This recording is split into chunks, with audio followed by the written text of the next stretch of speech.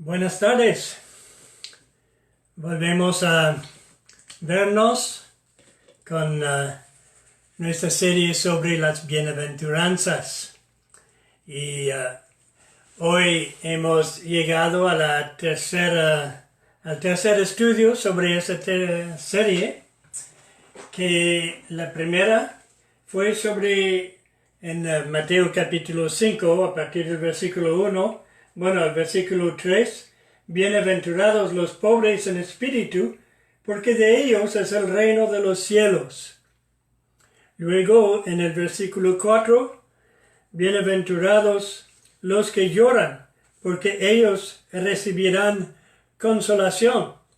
Esos dos hemos mirado en las dos últimas semanas. Ahora miramos a la tercera de las bienaventuranzas. Bienaventurados los que lloran. Bienaventurados los mansos, porque ellos recibirán la tierra por heredad. No sale en ninguna parte. No sale. Entonces,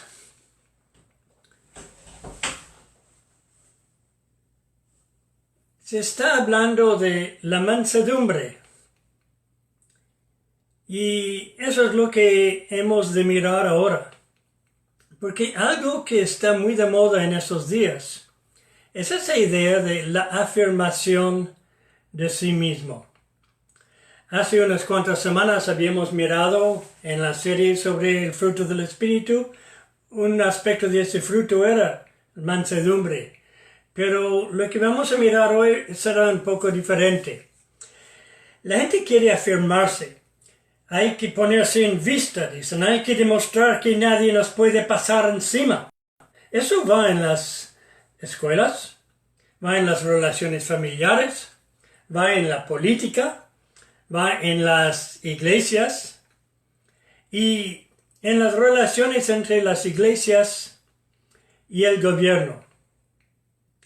No hay nada nuevo en todo esto.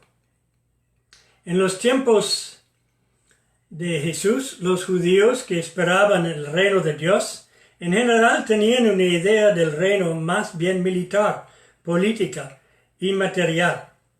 Jesús dice, no, eso no es el camino.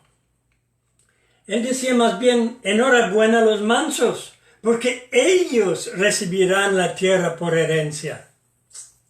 No los fuertes, ni los que tienen grandes organizaciones, sino los mansos.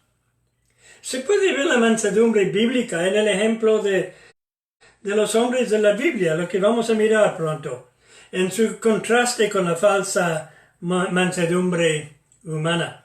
Se ve en la relación del creyente con sí mismo también, y se ve en su relación con los demás y en su relación con Dios. Empecemos mirando los ejemplos bíblicos. El primero en quien pienso es Abraham. Abraham, que era el hombre que Dios había escogido para ser padre de muchas naciones. Abraham, que era el jefe de su familia, Dios le estaba prosperando. Tenía con él un sobrino que se llamaba Lot. Y Lot también estaba recogiendo muchas riquezas en esa tierra. Pero los que guardaban las tropas de Abraham y los que guardaban las tropas de Lot empezaban a pelearse por la tierra, por los pastos.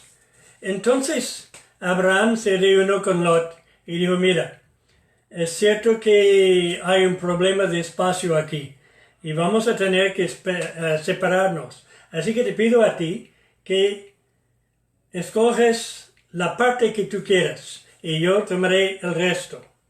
Entonces había allí en una región muy montañosa y había también los campos, los prados ahí abajo que eran fantásticos.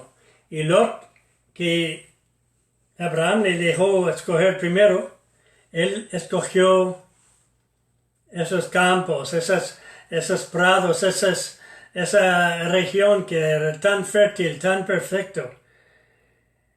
obviamente había un problema, era hacia la región de Sodoma y Gomorra.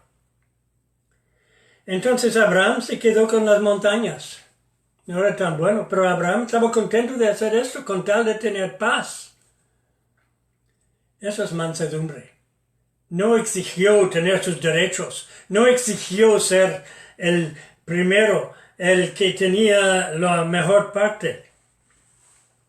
Otro hombre que está descrito en la Biblia con mansedumbre es Moisés, el líder de los israelitas que les hizo salir de Egipto y ir hacia una nueva tierra. Pues el pueblo de Israel era muy, como se dice, complicado. Y varias veces quisieron apedrear a pobre Moisés. Ahora Dios estaba ahí con Moisés y le apoyó en su poder, en su autoridad. Pero Moisés fue siempre manso con su pueblo. Cuando vinieron contra él les pidió que no se rebelaron contra Dios. No insistió en su autoridad personal. Habló de la autoridad de Dios. Y él no quería que su pueblo pudiera sufrir por los pecados y la rebeldía que tenían. Y hasta cuando Dios habló de destruirlos todos, y Moisés intervino, intercediendo por su pueblo. Es por eso que en el Nuevo Testamento se llama a Moisés el hombre más manso de la tierra. Luego tenemos al rey David, un rey poderoso que extendió las fronteras de Israel hasta Siria y hasta Damasco y de un lado y hasta el río de Egipto al sur. Es que era el rey más poderoso de toda la región. Pues vemos a David cuando era el jefe del ejército de Saulo. Y luego Saulo quiso matarlo. Y entonces David tuvo que huir en el desierto. Pero ahí muchas personas se juntaron a él y él tenía un ejército. Pero él nunca se rebeló contra Saulo. Nunca. En dos momentos tuvo la oportunidad fácilmente de asesinar a Saulo. Se negó a hacerlo, dijo, no levantaré la mano contra el ungido de Dios. David mostró mansedumbre. Fue manso hasta con el hombre que quiso matarlo. Luego tenemos el profeta Jeremías. Jeremías que sufrió tanto por su mensaje, su mensaje de parte de Dios, advirtiendo al pueblo que tenían que arrepentirse, advirtiendo al rey que tenía que someterse a Babilonia, porque Dios había puesto a Babilonia como castigo para el pueblo de Judá. Y sin embargo, Jeremías tuvo que sufrir horriblemente. Él también mostró delante de esos sufrimientos, delante la autoridad del rey y de los jefes, mostró solo mansedumbre continuamente. Tenemos al apóstol Pablo, que padecía por parte de los judíos y aún a veces por parte de algunas iglesias. Y él también siempre mostró mansedumbre delante de los que le daban problemas. Y finalmente, pues tenemos el ejemplo de Jesús mismo. En el Evangelio de Mateo, capítulo 11 y versículo 29, leemos que Jesús dice, «Llevad mi yugo sobre vosotros y aprended de mí, que soy manso y humilde de corazón, y hallaréis descanso para vuestras almas».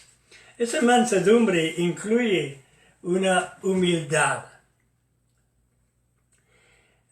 Jesús mostró una verdadera mansedumbre. En 1 de Pedro, capítulo 2, se habla de que Jesús ni abrió la boca delante de sus perseguidores, de los que le hacían sufrir, que le torturaban.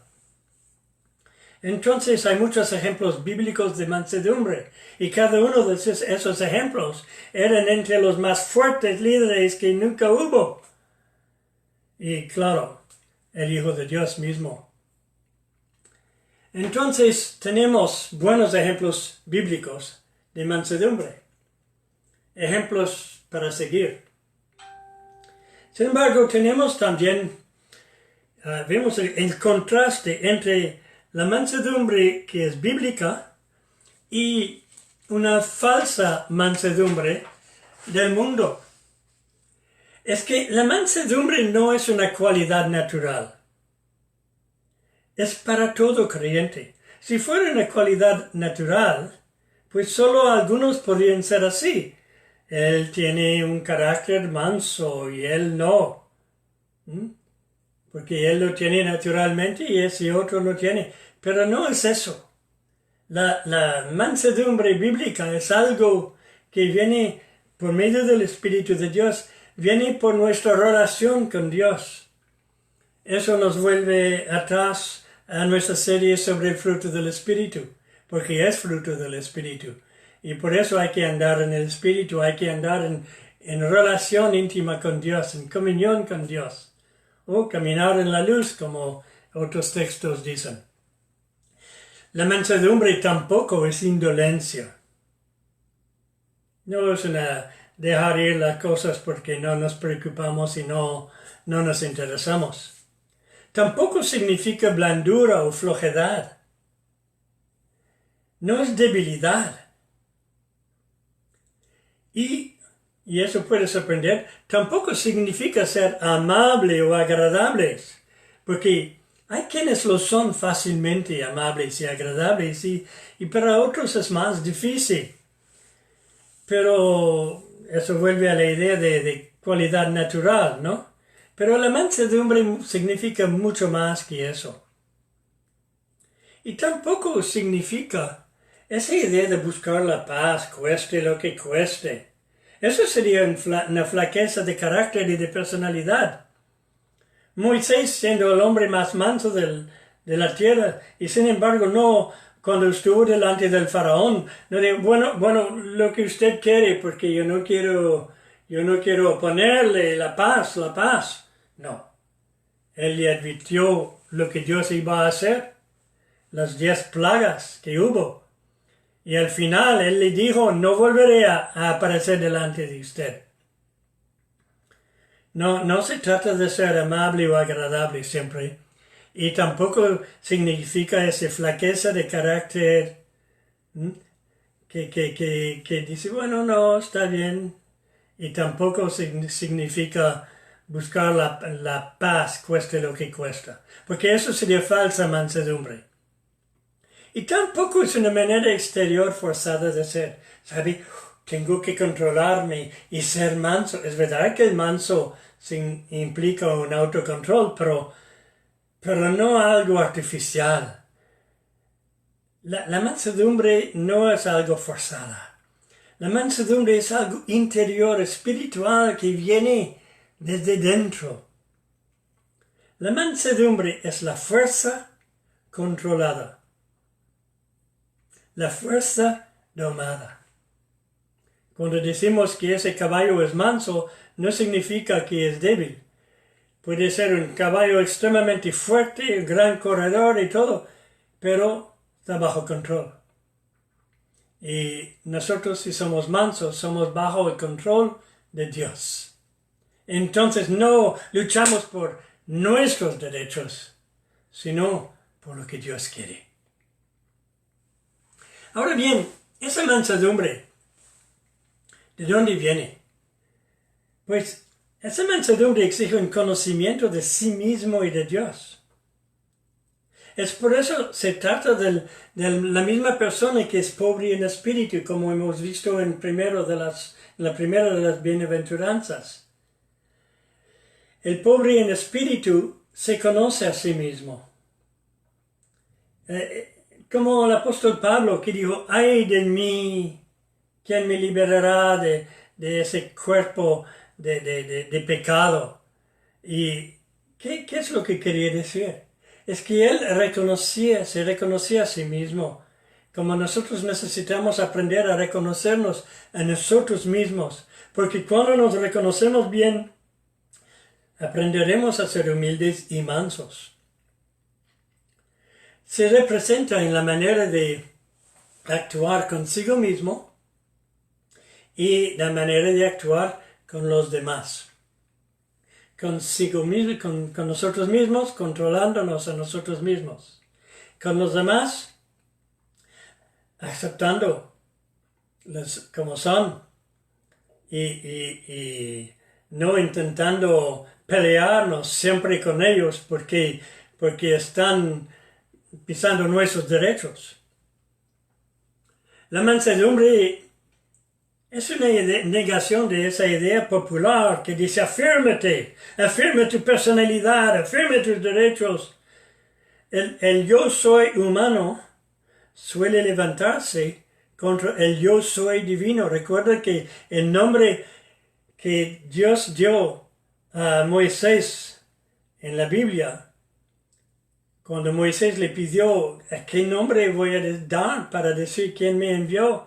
Y Dios dijo, diles que yo soy te envió. Eso es el significado de la palabra que, bueno, si se pronuncia Jehová o Yahvé o alguna otra manera, nadie lo sabe muy bien, pero significa yo soy, yo soy.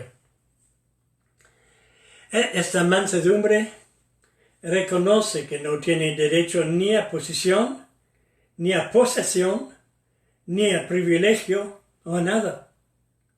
Es la actitud que Jesús demostró en Filipenses capítulo 5. Versículo 2. Capítulo 2 y versículo 5. Haya pues en vosotros este sentir que hubo también en Cristo Jesús. ¿De qué estaba hablando? Pues justo antes, en versículo 4, dijo, no mirando cada uno por lo suyo propio, sino cada cual también por lo de los otros. Haya pues en vosotros ese sentir que hubo también en Cristo Jesús, el cual, siendo en forma de Dios, no estimó el ser igual a Dios como siendo una cosa a que aferrarse. No tenía que luchar por sus derechos como siendo Dios. No vino por eso, había otro propósito. Él vino para dar su vida para los pecadores, para nosotros. Entonces, la mansedumbre es esa actitud de Jesús. Entonces exigen conocimiento de sí mismo y de Dios más que otra cosa, reconociendo quién es Dios. Luego, vemos que la mansedumbre es algo que afecta nuestra relación con los demás. ¿Qué sucede? ¿Qué sucede con usted cuando alguien viene y le ataca? ¿Qué automáticamente hacemos? Uno se defiende. Y si le ataca con palabras, ¿qué va a hacer? Se va a defender con palabras, ¿no es cierto? Una actitud defensiva es algo natural, humana. La mansedumbre va en contra de esa actitud defensiva. Una de las mayores maldiciones en la vida es esa sensibilidad por el yo. A mí no me tocas. O me has ofendido. Y generalmente implica también una venganza. ¿Sabe? Es muy fácil criticarse a sí mismo. Yo no soy, yo no hago muy bien esto, tengo esa falla y todo. Pero se puede reconocer a sí mismo, pero ¿aceptamos bien que los demás nos lo digan? Cuando los demás nos dicen algo sobre nosotros que es negativo, yo puedo criticarme, pero que usted no se atreve. ¿No es cierto que somos un poco así? La mansedumbre no se defiende en esos casos. La mansedumbre dice usted no conoce la mitad de mis fallos, ni la 10ª parte. Y eso es cierto. Si nos conocieron como Dios nos conoce humanamente, ahora gracias a Dios Él nos conoce en Jesús y nos ha justificado, nos ha declarado justo, nos ha declarado ok, bien. Pero si conocieron nuestros fallos como Dios conoce nuestros fallos humanos, wow. Gracias a Dios que no lo saben todo. El manso no piensa, si solo los demás me dieran una oportunidad. Es también una cosa muy destructiva. Es esa compasión de sí mismo, la autocompasión se llama. Pobre de mí, no me dan a mí la oportunidad que necesito. No me dan chance. Y es yo. La ausencia de toda venganza. No tenemos que dar lección a nadie. ¿Sabe cómo alguien se venga y dice, no, es solo para enseñarle una lección? Sí. Nos preocupamos demasiado por ver a que el otro lo tenga que pagar, ¿no es cierto? Pero si nosotros hacemos algo mal, pues no es tan importante tener que pagar, ¿verdad?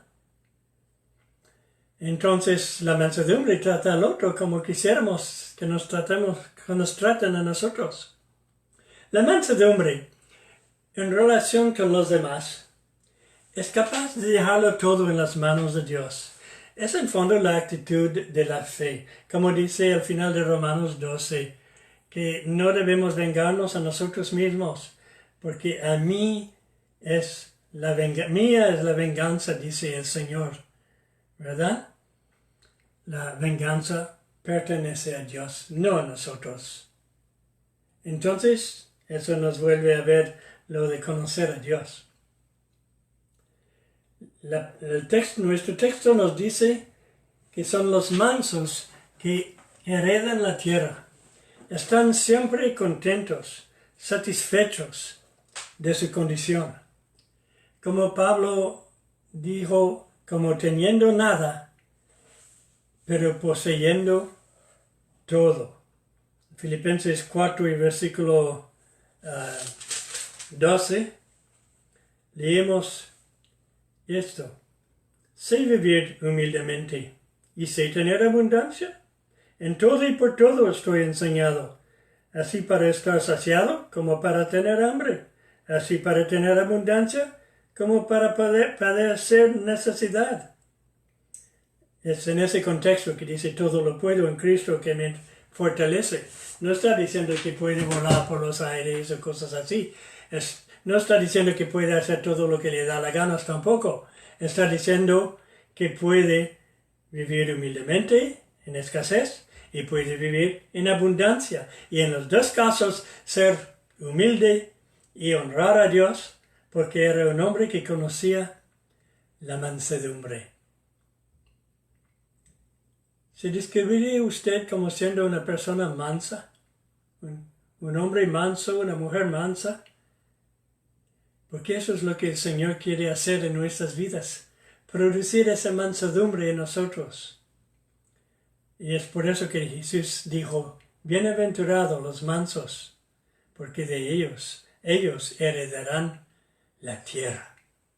Que el Señor les bendiga en este fin de día, del domingo, y nos volvemos a ver, Dios mediante, el domingo próximo a la misma hora.